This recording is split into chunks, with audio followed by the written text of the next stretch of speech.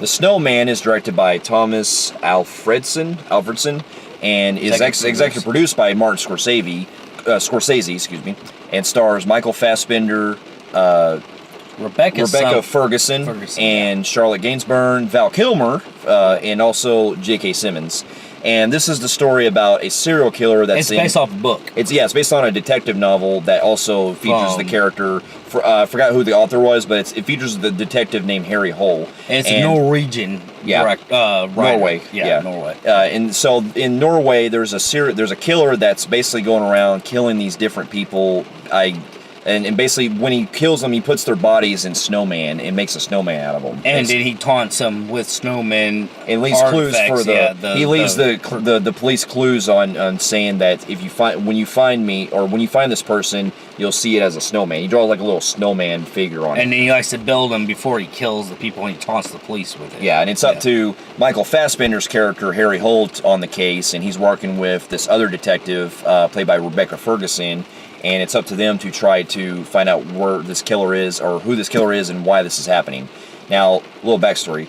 Now, this was the director of another film that came out that was called Let the Right One In, which is the original version of that other film that was the American remake of Let Me In, which was that vampire film a few years ago. And this is a film that I've actually, from seeing the trailers, I actually got really curious about, because I like these type of mystery type serial killer kind of thrillers. Because earlier this year, me and him saw a film that was kind of looking like similar to this, called Wind River, which was also fantastic. Yeah, which was also set in like the snow, and you had a killer that was on the loose, basically. Yeah, and I got into that, but I liked how it was going to be like kind of like the trailers promoted like it was going to be like not like it's saying it's supernatural. Obviously, it wasn't supernatural, but you got the whole like the whole snowman thing and how the atmosphere of the visuals looked. And then Michael Fassbender, as much as I keep giving this guy a pass because he does a lot of mediocre movies, his performance is always outstanding in my opinion.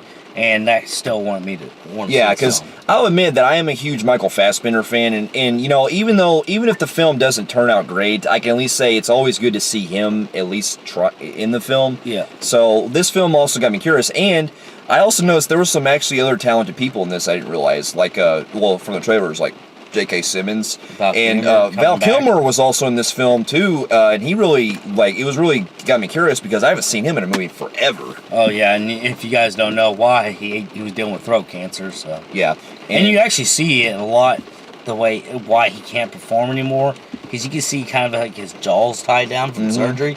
You actually see a hole in his throat from when they did surgery in his throat and all that stuff, so you can see it, and it actually changed his voice and who he is, because I mean, this guy is like a fucking cancer away from voice box. Yeah. Like, it's that bad. I didn't realize he went through all that shit. And, I always love Val Kilmer. Yeah, I will too. And, I always enjoy a lot of his movies. But with this one too, so you can see that I was already hyped from the trailers as well. And basically going into this film, I got really surprised, because when over the weekend since it's come out, this film has gotten quite a lot better rap from critics, from not only just critics but also audience as well, and even book lovers. They even said this is considered one of the worst book to movie adaptations in forever. They're actually putting this book adaptation worse than Twilight.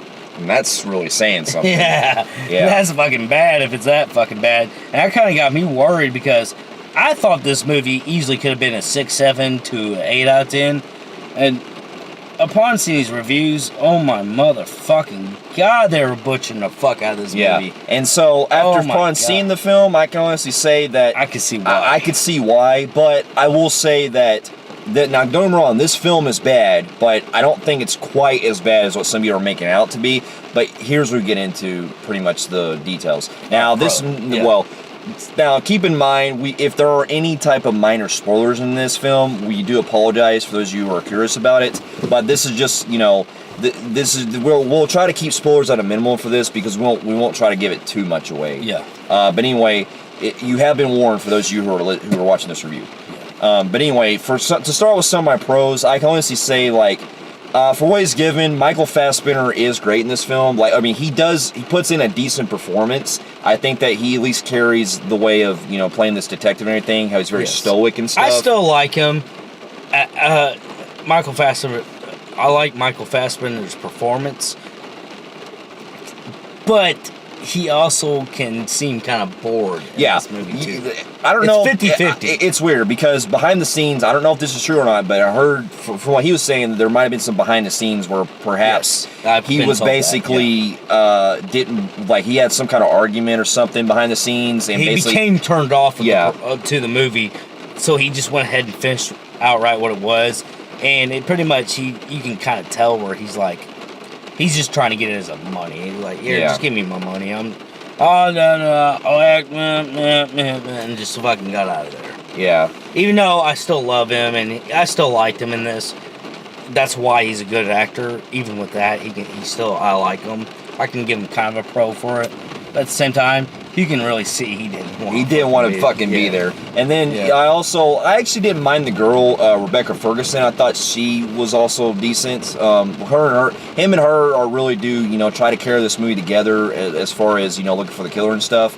And I will also admit that some of the other performances, like for example, like the novelty of seeing Val Kilmer back was cool because I haven't seen him in such a long time, so it was great seeing him back. But his voice, we'll get to that as a con later. Yeah. But also, it was cool seeing J.K. Simmons in this film, but he didn't really have much of a role. But it was, like I said, the novelty of seeing him as well was kind of cool. Yeah. And I will also admit the cinematography in this film is fucking outstanding. Yeah, I will say that the strongest point is the cinematography. This reminded me of watching Moon River or Revenant or any of those type films. The snowy atmosphere does make me feel kind of cold, and it brought me into the snowy atmosphere, and the visuals was, cinematography of Norway is unbelievably gorgeous with this snow and the mountains. I will give it that. But and I'll even admit too, like, some of the score was good by Marco Beltrami. Sorry, I pronounced his name. He was the composer who did some of the Scream films. Okay. And I also will admit that there are a couple times where some of the brutal shit they do is kind of gory. It's kind of gory. Like there's a weapon that the killer uses that's called like a belt. It's basically this kind of thing where you can strangle somebody, but it's got like some kind of wire where if you press a button, it basically snaps it. And it rips your limbs off and stuff. Yeah. Which kind of is in the trailer, so it's yeah. Not really well, funny fact, if you ever watch that movie, The Counselor, with Michael Fassbender, they also use that weapon as well in that film. Oh, yeah? Yeah, that same weapon was used in that movie. Oh, shit. But anyway, it was cool seeing that, the way the killer does, and I like the way that he's basically leaving like the snowman out every time he kills his victim. Yeah, I do like that part, but other than that, man, okay. This is so we get to our cons. The biggest, strongest problem with this film, and there's a lot of it, my strongest was this movie was so boring and padded out. Yeah. I literally fell asleep actually 10 minutes. I had to wake him up at times, or I woke myself up. He woke himself up. It's just I seen him doze off. I was like, "You falling asleep, man?" This movie. And I've seen a lot of reviewers complain about this, and I agree with them. This movie was so boring, and it led to nowhere, it felt like. I'm like, because there are a lot of scenes. Okay, the main structure of the film is dealing with the detective, played by Michael Fassbender, working on the case, looking for clues and stuff. A majority of the film is a lot of dialogue scenes between him and his ex-wife and his son. It just seems like it's dragged out to the point where you just don't care. It's from the beginning to the end, too. Yeah, that's what really you have so many dialogue scenes that are going on, and they don't really seem like they amount to anything, really. Killer, 10 minutes later, killer, then an hour and fucking half until the next goddamn killer. I'm like, yeah. Oh my god, this movie is so. Where is it going? Yeah. Another con I have is the editing is atrocious. Yes, it was so fucking bad. Yeah, okay. Oh my god. The very beginning of the film deals with, this is a spoiler for those of you who don't want to watch this review. Okay, if you want to watch another one, fine, but you have been warned. The opening deals with the fucking killer at a young age, because at the very beginning we see him as a little boy, and he's dealing with his mother and he's getting abused. He's getting abused by, I guess, his stepfather, and basically has something to do with like his stepfather running away because the boy starts to realize that he's not his real dad. And so The mother kills herself. well, yeah, him and the mother go in the car, ride in the car together, and then she goes into the middle of the ice, or where, like in the middle of nowhere where the ice is, like where a lake is, where it's all iced. And basically, the boy gets out, and then he sees his mother falling inside this lake. Now, basically, if you look right there, that's the fucking killer, because they lead to that later in the film. Yeah, that is the killer, and the thing this movie did, it's a pro-con right here, is it's cool that they chose the guy that looks like that kid, but the con is you actually see the guy and you already know who the fucking killer is, pretty much. Not to mention, the killer uses medical stuff on these people, and you kind of hear at the beginning of the movie, this girl is with a guy who is a doctor. Yeah. So you already fucking can fucking tell it's not really, I mean, the twist is just so weak to the point that you can already pretty much tell who it is. Yeah. You know? And they try to give red herrings throughout this film a lot. You're like, okay, is it J.K. Simmons? Is it the other dude that's at the cop station? I just know it wasn't. These movies do that so you know. And that's the problem with this film is it goes to that generic cliche. Yeah. And it makes you go to that cliche, and it gives you the killer, and you're right the whole fucking time. Yeah. And not just that, but another problem I have is that, going back to the editing, yes. Okay, another problem it does is that it's, when we cut to Michael Fassbender working on everything, where it's just the majority of him. It goes out of nowhere. It's in present, yeah, it's 9 years later, and it's present day and everything.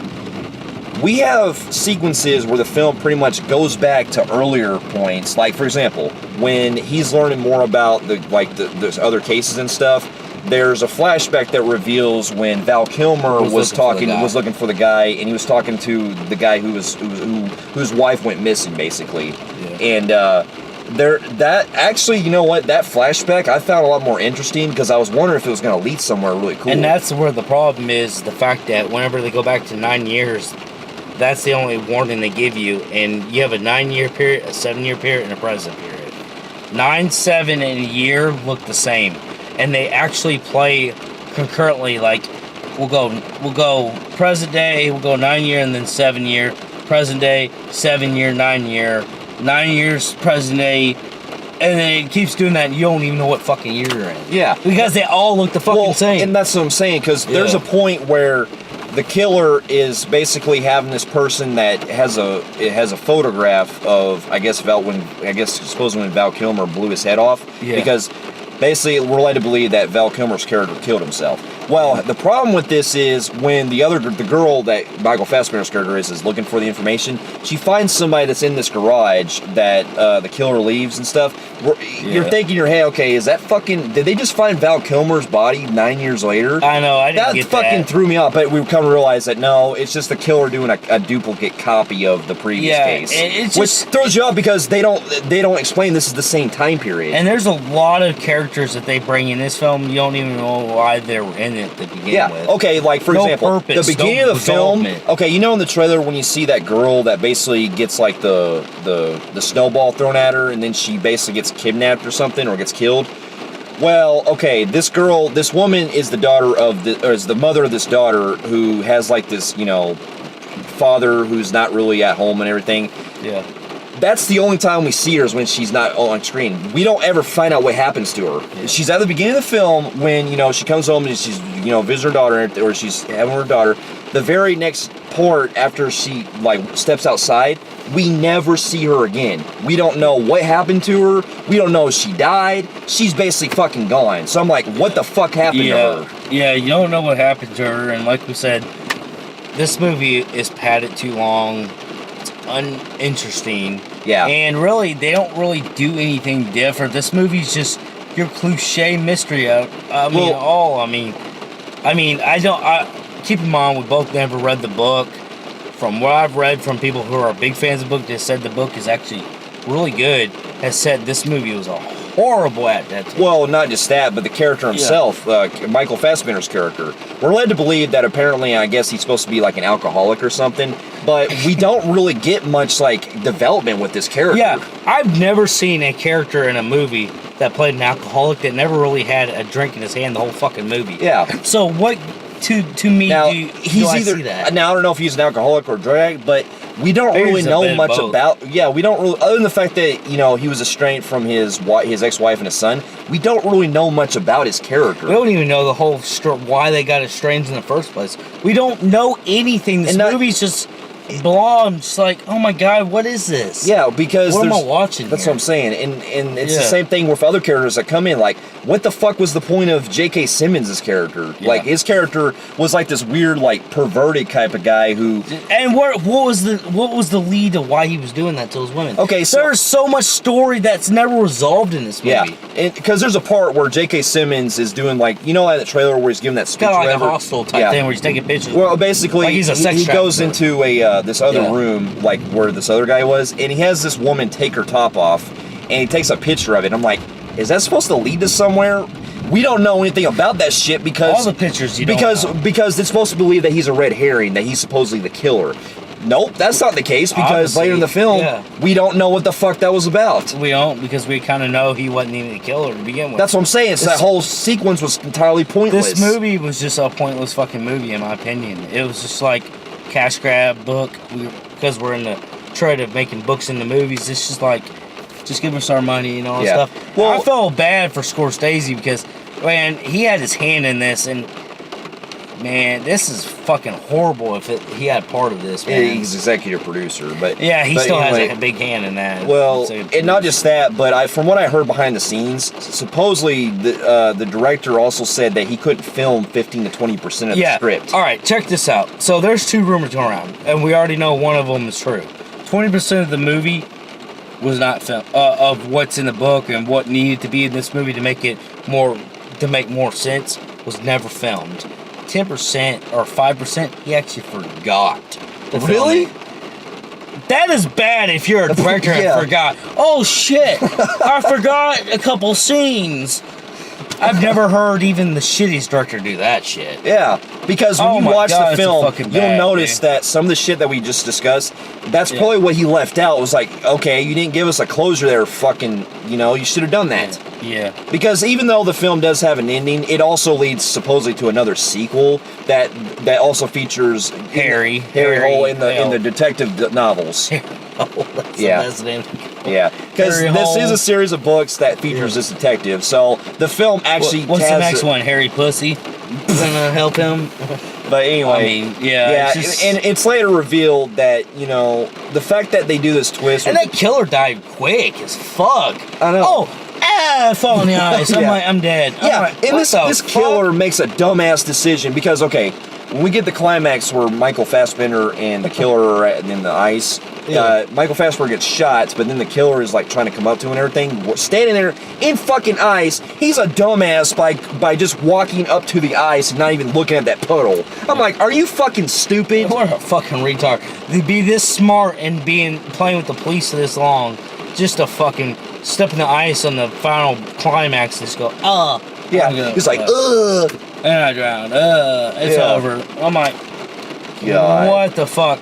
This movie, I'm gonna tell you right now. We seen another movie today called Geostorm, which is far worse. But this movie was god awfully boring. It was I was falling asleep throughout this. I'll admit that this film, films in a while. This film I will say is more watchable than Geostorm, but it's not saying much. Like if they would have given us more shit, like say with Val Kilmer's character, because I was actually, you know what? I'll say that I was kind of getting into the flashback with Val Kilmer. And I was kind of wondering if he was. As fuck. I know. I thought they were leading something big with him. Yeah, they were like one of those standard movies that try to be smart more than what they can do. Yeah. And they bring a guy like that in a backstory, but then say, oh, fuck, weren't we making something else? Yeah. Oh, fuck, we fucked up. Give him 3 more minutes. Shoot 3 minutes of that. Tell him, blah, blah, blah, blah, I got shot and died. Yeah. That's it. Yeah, but overall, though, like I'll say, this was very highly disappointing for me, because I was actually looking forward to this, but I can't believe it turned out like this. Yeah. But so, this is the second Michael Fassbender film that I've been disappointed with, next to Assassin's Creed from last year. Oh my god, Assassin's Creed last year was horrible, but I'm also going to kind of say that it's not horrible, but Aliens Covenant was fucking mediocre at best. Yeah. Michael Fassbender, dude, I will always support you. I hope you get better roles. I think you're a fucking amazing actor. I just think you're choosing wrong movies. Yeah, he definitely needs to get more projects that are better for him. Yeah. But overall, though, with that being said, with the little cons, with the little pros that I do have, I'm gonna give this movie a 4 out of 10. And you know what? Not that I'm copying off of him. I'm gonna go 4 out of 10 with this film. I think I'm being nice with 4 out of 10. Yeah. At times, I do want to give this movie a more 3 or 2, but it's not. It's, believe me, it's so bad in watching it, but it also has its moments that kind of pushes me to want to do a 4. Yeah. So I'm gonna give it 4 out of 10. So Fair enough. yeah. Well, and if this film does end up being on my worst list, it'll probably either be like in my honorable mentions or possibly on my very low number 10 or something. Yeah. But overall, yeah, this was quite a colossal disappointment. Yeah. For those of you who have also watched The Snowman, let us know in the comments of what you thought about it as well, and also the books. Let us know about how the books are. Yeah. And for those of you who've also been watching this, you can feel free to like and subscribe to our channel and check out some of our other reviews here as well. And feel free to also check out our website at filmfreaks.com, and we'll be seeing you in our next review. We'll see you later. Later.